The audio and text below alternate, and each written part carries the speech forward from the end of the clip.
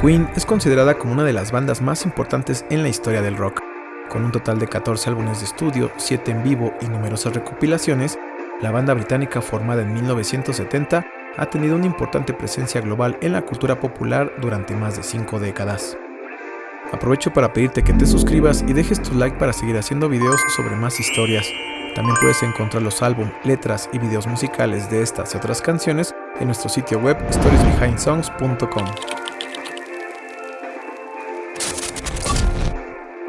La banda fue fundada por el físico y astrónomo Brian May en la guitarra, el odontólogo Roger Taylor en la batería, el ingeniero en electrónica John Deacon en el bajo y el diseñador gráfico Farrokh Bulsara, originario de Zanzíbar, Tanzania, quien al llegar a Londres cambiará su nombre a Freddie Mercury para convertirse en la voz e imagen distintivas de la banda.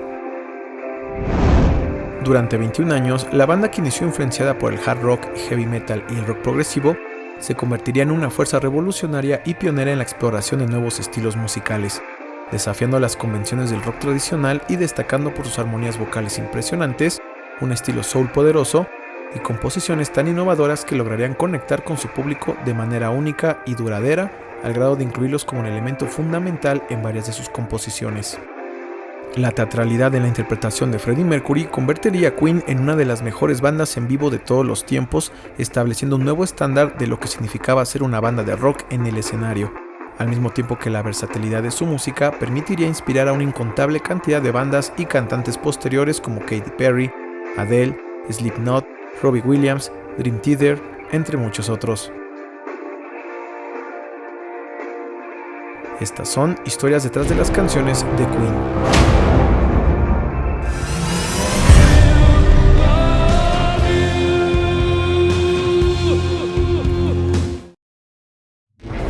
Número 10. We Are the Champions.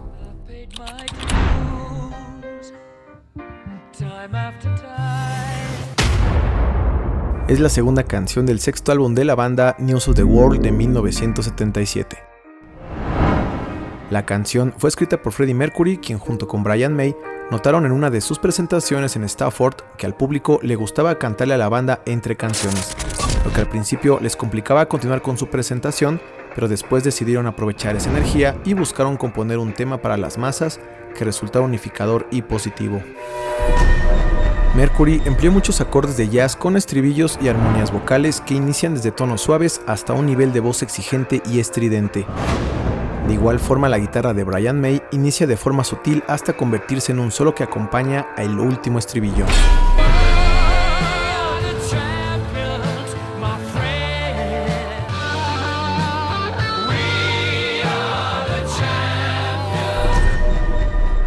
Ya desde ese momento, la crítica consideraba el cambio en la intensidad emocional y las letras heroicas en la canción como una especie de himno a la nueva era, el cual hasta el día de hoy es muy utilizado en las victorias durante eventos deportivos.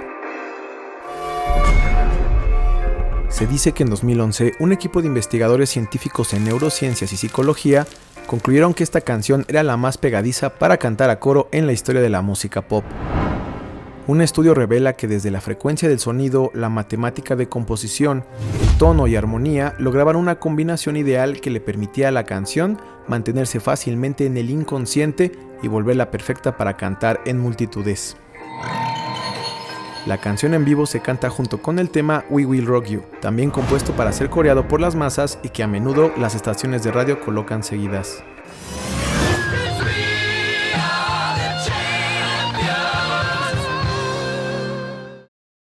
Número 9. I Want to Break Free.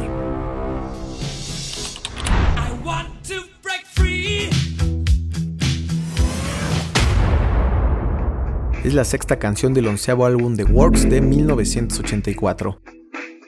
La canción fue escrita por el bajista John Deacon como una dedicatoria al movimiento de liberación femenina de los años 80. La entonces novia del baterista Roger Taylor propuso para el video musical que la banda hiciera una parodia vistiendo como los personajes femeninos de la telenovela Coronation Street, uno de los dramas más populares de Inglaterra desde los años 60. La banda, buscando hacer un video divertido, aceptó y lograron que en Reino Unido la parodia fuera bien recibida, ya que el cross-dressing es aceptada en la comedia británica. pero al llegar a Estados Unidos causó mucha controversia, ya que se llegó a considerar como una declaración abierta de homosexualidad y travestismo de Freddie Mercury. El guitarrista Brian May ha declarado que en esos años en Estados Unidos no entendieron la broma y MTV era una de las cadenas televisivas más importantes del país, pero con una mentalidad tan cerrada que evitaban en lo posible transmitir el video, llegando incluso a vetar la música de la banda. Queen solo se volvió a transmitir en MTV hasta el fallecimiento del cantante en 1991.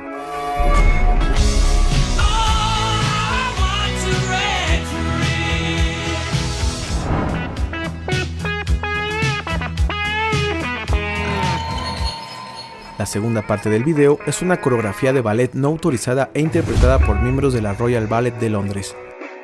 Wayne Eiglin era amigo de Freddie y convenció a varios de sus compañeros de preparar la coreografía inspirada en el ballet ruso La Siesta del Fauno, la cual gustaba tanto a Mercury que tomó como inspiración para los leotardos y se rasuró su característico bigote a manera de homenaje al autor e intérprete de la obra. De acuerdo con Eiglin, Mercury, a pesar de ser un intérprete natural en el escenario, no lograba integrarse a la coreografía, por lo que la mayor parte de su actuación se realizó con él siendo levantado y trasladado entre los bailarines. Los ensayos de la campaña de ballet fueron organizados en secreto de sus superiores, algo que los metió en serios problemas cuando más tarde fueron descubiertos.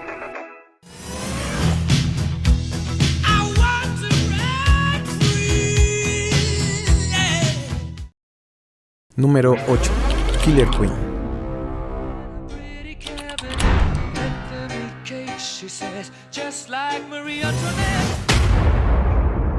Es la segunda canción del tercer álbum Sheer Heart Attack de 1974 y es uno de los éxitos más importantes que impulsaron a la banda en Reino Unido.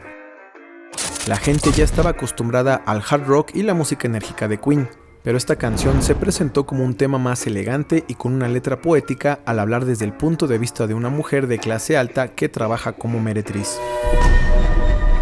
Pronto se crearon rumores relacionados al tema de la vida de John F. Kennedy, y a pesar de que al principio Mercury aclaró que la canción hablaba como de alguien con mucho dinero también puede dedicarse a la prostitución, al final prefirió que la gente le diera la interpretación que quisiera.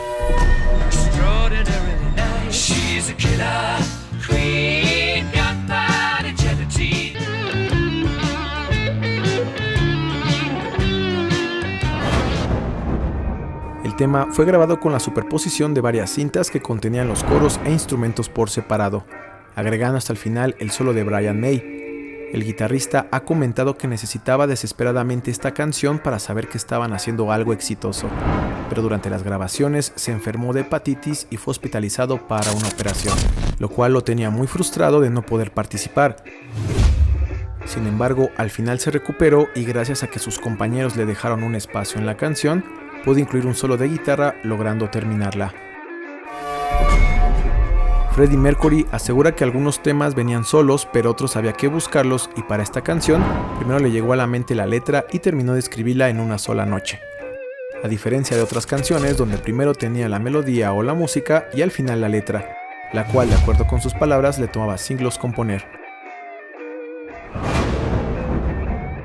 La cantante de pop Katy Perry ha declarado que esta canción le hizo descubrir la música y descubrirse a sí misma desde los 15 años, llegando a ser una importante influencia para ella.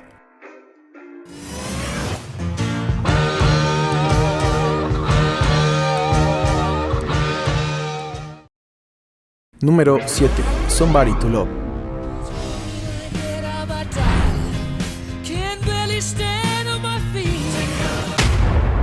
Es la canción número 6 del quinto álbum de estudio A Day at the Races de 1976. Después de Bohemian Rhapsody, la gente creía que la banda había llegado a la cúspide de su composición.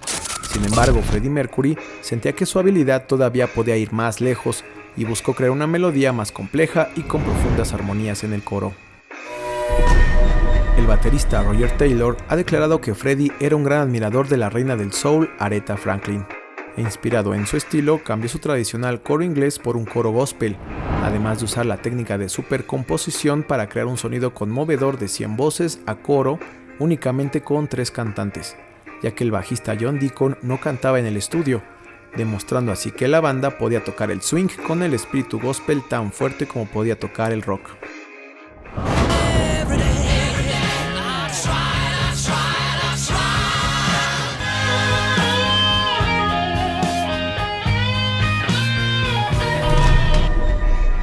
La letra de la canción es una introspectiva de alguien que reclama a Dios la dificultad de encontrar el amor y que, a pesar de esforzarse continuamente, al final solo siente la soledad de un mundo que lo reprime y lo critica, pero con la esperanza de lograrlo algún día. La crítica llegó a reconocer el uso de oberturas operísticas con elementos de música clásica como una combinación exitosa, además de las técnicas en el cambio de volumen y tempo para llamar la atención. Una interpretación memorable de esta canción ocurrió en el estado de Wembley el 20 de abril de 1992. En un concierto tributo a Freddie Mercury y a la concientización del SIDA, la canción fue interpretada por el exintegrante de Wham, George Michael, quien comentó durante un documental que al subir al escenario tenía la gran responsabilidad de honrar a Freddie Mercury, pero también era una dedicatoria a su pareja, quien en ese momento se encontraba luchando contra el SIDA. Esta presentación gustó tanto entre los fanáticos que se llegó a correr el rumor de que si la banda decidía seguir con un nuevo vocalista, George Michael sería el cantante perfecto. Sin embargo, nunca ocurrió.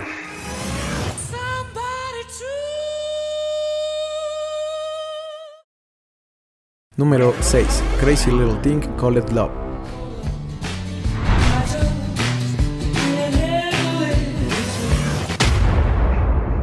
Este es un tema rockabilly que fue incluido como la quinta canción del octavo álbum de estudio The Game de 1980.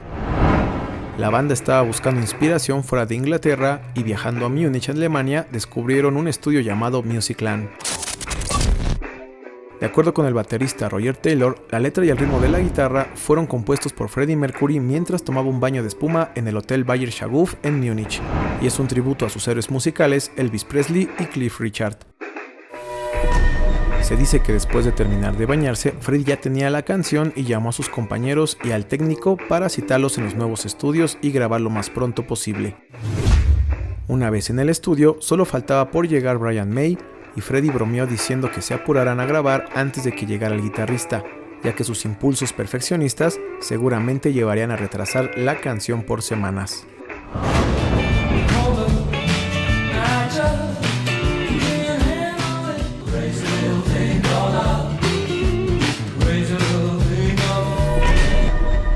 Freddie aseguró que en general no se le da a tocar la guitarra, pero con esta canción aprovechó los pocos acordes que conocía y, al estar limitado a solo 4, le tomó 10 minutos componer la mayor parte de la canción. La crítica ha descrito la tonada de la guitarra como impresionante en su simplicidad, así como un rockabilly alegre y que hace mover las caderas al capturar la esencia del sonido del rock and roll de finales de los años 50. La canción se lanzó como sencillo en 1979 y rápidamente ocupó el primer lugar de la lista de Billboard en Estados Unidos durante 4 semanas, y solo fue desbancada de la lista hasta el lanzamiento de la canción Another Brick in the Wall de Pink Floyd.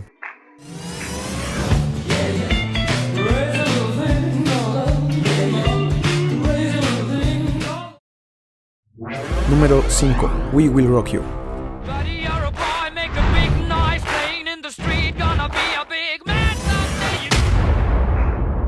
Es la primera canción con la que inicia el sexto álbum de la banda, News of the World, de 1977. Se dice que durante una pausa en uno de sus conciertos en Stafford, el público dejó de aplaudirles y empezaron a cantarle a la banda You'll Never Walk Alone, el cual era un himno local que la audiencia solía cantarle al equipo de fútbol de Liverpool en los partidos de soccer. La banda se quedó completamente atónita, ya que no podían continuar tocando, y a pesar de que al principio les resultó molesto, cambiaron su forma de pensar y buscaron aprovechar esa energía del público para hacerlos participar. La canción no lleva batería y mantiene una estructura de 2 pisotones, una palmada y una pausa como ritmo de percusión corporal. Cuando se interpreta en vivo, la canción suele ir seguida de We Are the Champions, ya que fueron diseñadas para escucharse juntas.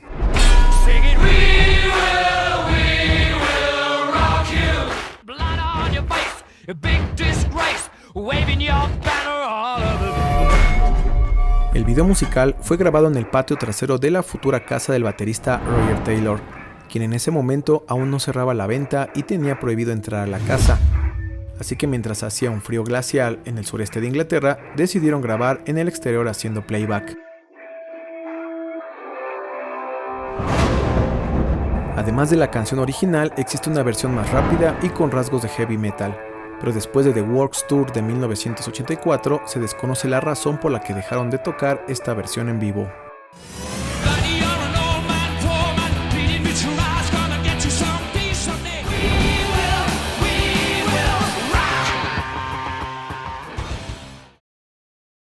Número 4. Under Pressure.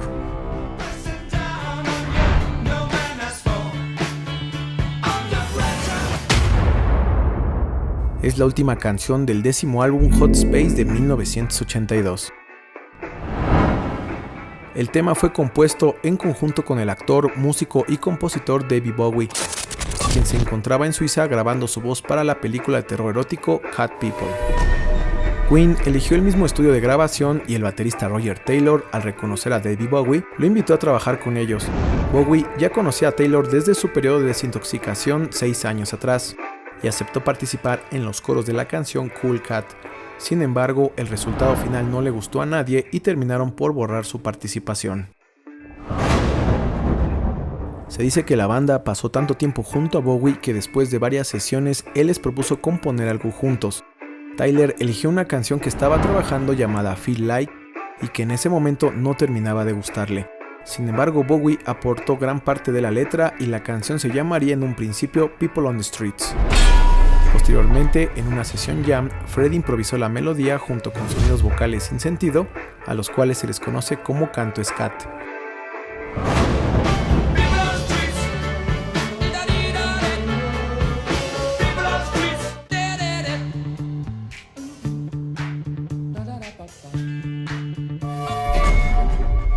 De acuerdo con Brian May, grabar la canción fue difícil ya que todos eran muy precoces al aportar ideas, al igual que David Bowie, y al momento de cantar, Freddie y Bowie se enfrentaban de manera feroz por destacar.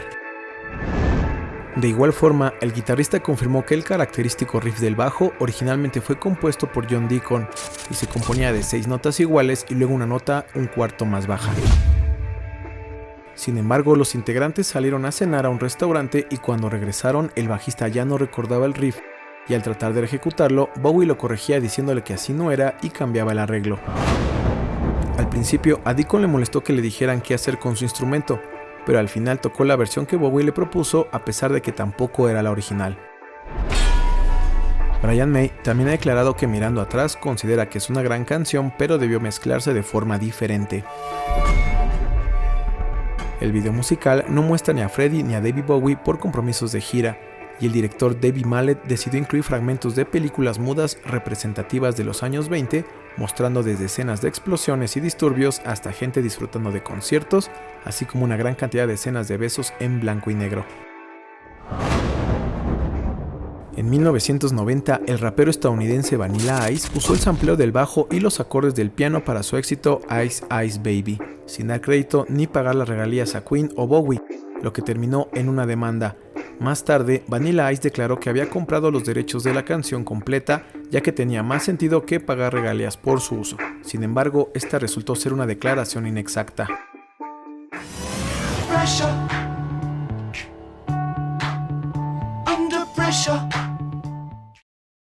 Número 3. Another One Bites the Dust.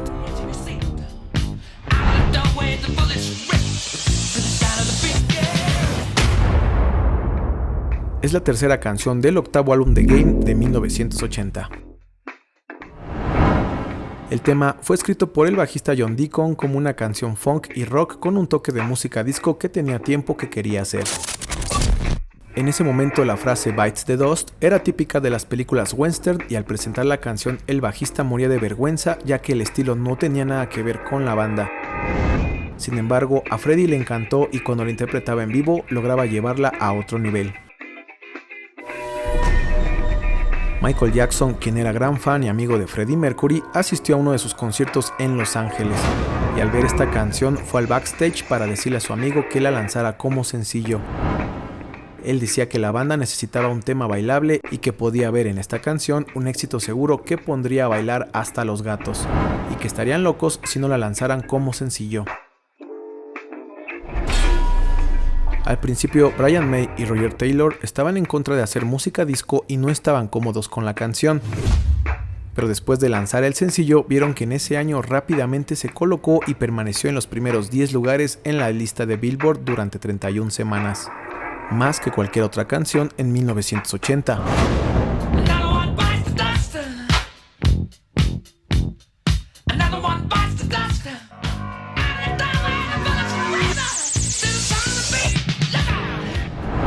Debido a que la canción no sonaba nada de lo que la banda había hecho anteriormente, la gente que no conocía a Queen creían que era un grupo afroamericano.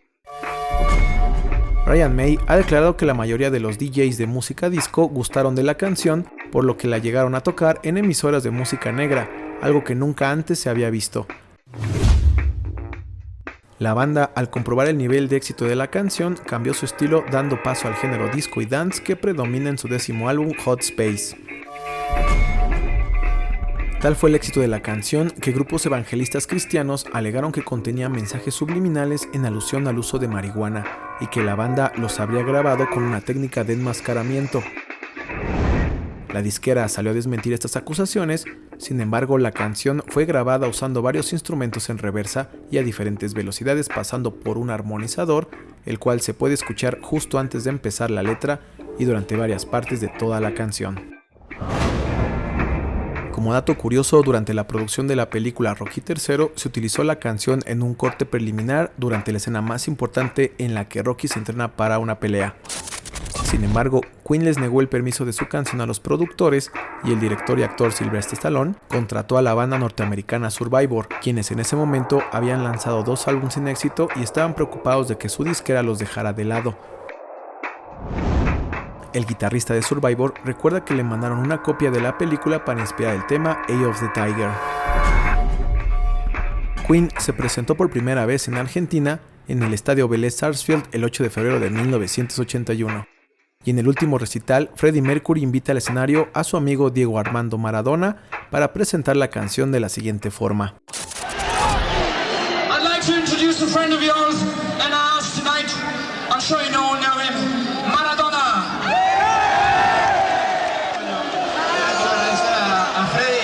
Y a los Queen por hacernos tan feliz. Y ahora otro muerde el polvo.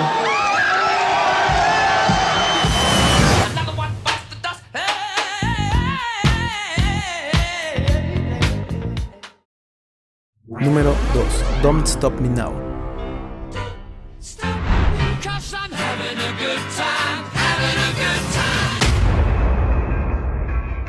Es la 12ª canción del 7º álbum Jazz de 1978. El tema fue compuesto sobre una sencilla base de piano por Freddie Mercury durante sus vacaciones en Montreux, Suiza. La letra de la canción celebra la liberación sexual y habla sobre el empoderamiento y la libertad de vivir plenamente al mismo tiempo que promueve la autoaceptación. Al principio, la banda consideraba que sería un gran éxito, sin embargo, después de su lanzamiento, solo logró alcanzar el lugar número 9 en Inglaterra y en Estados Unidos no superó el puesto número 86, lo que hizo a la banda considerarla como una canción menor. Brian May ha declarado que fue compuesta muy rápidamente y que al principio luchó contra la letra ya que celebraba el estilo de vida hedonista y arriesgado de Freddie, que en ese momento estaba cayendo en los excesos por consumo de drogas y sexo casual, lo cual representaba una amenaza para el futuro de la banda.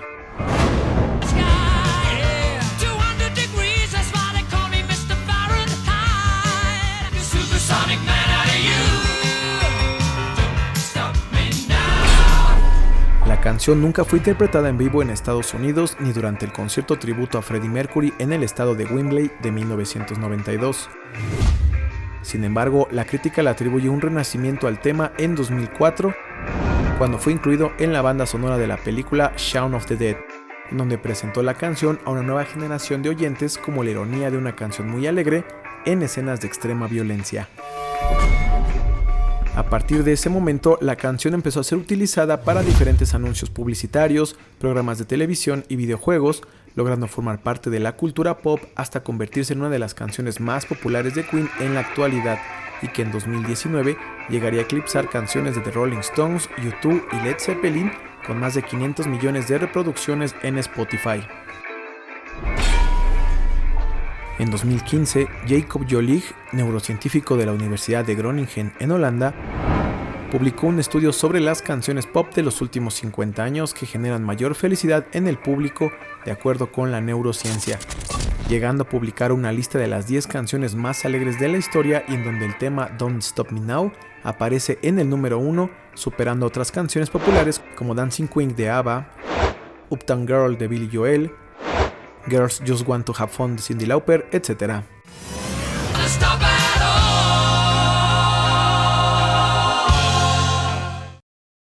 Número 1.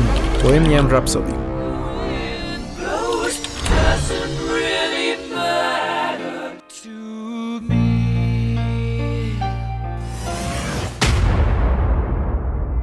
Es la canción número 11 del cuarto álbum de estudio Night of Opera de 1975.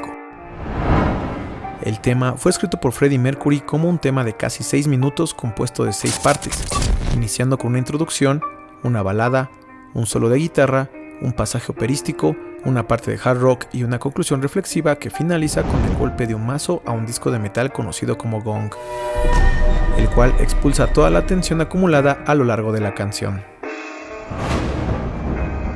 Freddie declaró que siempre quiso hacer algo simulando a la ópera, y después de que escribió un montón de canciones, seleccionó 3 que cambiaran el estado de ánimo y dieran un giro brutal para finalmente regresar al tema de inicio.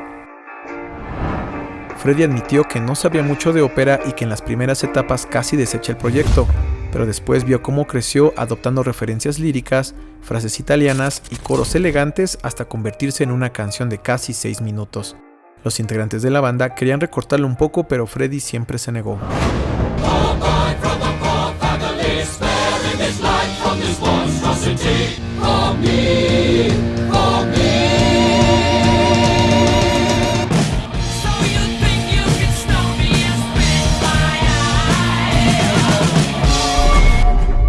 El guitarrista Brian May recuerda que mucho del material de la banda se creaba en el estudio, excepto esta canción, ya que estaba toda en la mente de Freddie y no sabían mucho sobre ella, pero al ver cómo los dirigía, les pareció que sería una canción intrigante, original y digna de trabajarse. El tema se ensayó durante 3 semanas y luego fue grabado en 4 estudios diferentes. La sola sección de ópera demandaba trabajar las partes vocales de 10 a 12 horas al día, sobregrabando en la misma cinta casi hasta desgastarla, logrando así obtener 180 grabaciones individuales que superpuestas daban el característico sonido al coro. De acuerdo con el baterista Roger Taylor, al combinar sus voces formaban un muro de sonido con un amplio rango vocal. Brian May podía cantar bastante grave, Freddie Mercury tenía una poderosa voz en medio tono y Taylor era bueno en las partes agudas. La sección de ópera tardó alrededor de 3 semanas en terminarse. El productor Thomas Baker dijo que cada vez que Freddie agregaba un Galileo a la letra, él tenía que agregar otro pedazo de cinta al carrete. Recientemente, en 2023, se descubrió que la canción tendría otro nombre, ya que en una subasta de casi 1500 objetos personales de Freddie Mercury, se encontraba un borrador con parte de la letra y el título Mongolian Rhapsody. La palabra Mongolian fue tachada y arriba fue corregida por la palabra Bohemian. Las dos son regiones muy diferentes y fueron escritas sobre una hoja membretada de la extinta aerolínea británica de Midland. El New York Times llegó a interesarse ampliamente por el significado de la letra a pesar de que Mercury se negó a explicar su composición. Brian May ha llegado a comentar que Freddie nunca les explicó la letra, pero creían que puso mucho de sí mismo en la canción y recuerda que Freddie era una persona muy compleja. Se le veía muy feliz por fuera, pero las dificultades de su infancia lo perseguían. De acuerdo con Sheila Whitley, musicóloga inglesa y catedrática de la Universidad de Salford, Freddie Mercury llegó a un punto de no retorno en su vida personal, ya que después de vivir 7 años con Mary Austin, tuvo su primera relación amorosa con un hombre durante la composición de Bohemian Rhapsody. Ella sugiere que la canción revela ese estado emocional de Mercury. Cuando la banda lanzó el cassette de grandes éxitos de 1981, se incluyó un folleto con la letra y explicaciones de las canciones. Para Bohemian Rhapsody se mencionaba que trataba de un joven que ha matado accidentalmente a alguien y vendió su alma al diablo. La noche antes de su ejecución invoca a Dios y con la ayuda de los ángeles recupera su alma. En 1992, el actor y comediante Mike Myers produjo y actuó en la película cómica Wayne's World, y en la escena donde el protagonista escucha una canción con sus amigos dentro de un auto, la dirección quería incluir un tema de Guns N' Roses. Ellos sentían que la audiencia joven se identificaría con la banda. Sin embargo, Mike Myers les exigió incluir Bohemian Rhapsody y a pesar de que al principio no creían que el tema, ya considerado como rock clásico, fuera a funcionar, después de incluirla notaron que las nuevas generaciones quedaron encantadas con la música de Queen y muchos descubrieron a la banda a partir de esa escena. De acuerdo con Brian May, el personal de la película le mostró a Mercury la toma del headbanging y Freddie, al encontrarla divertida, aprobó su uso en la canción. Hay un dato curioso en la película biográfica Bohemian Rhapsody del 2018, cuando el personaje del ejecutivo de la disquera que no confía en el éxito de la canción le menciona a Mercury que no es una canción que los adolescentes puedan escuchar a todo volumen en su auto mientras mueven la cabeza. El actor es el mismo Mike Myers haciendo una referencia a la escena de su película Wayne's World. Si el video te gustó, compártelo con tus amigos y familiares para que conozcan más sobre estos temas.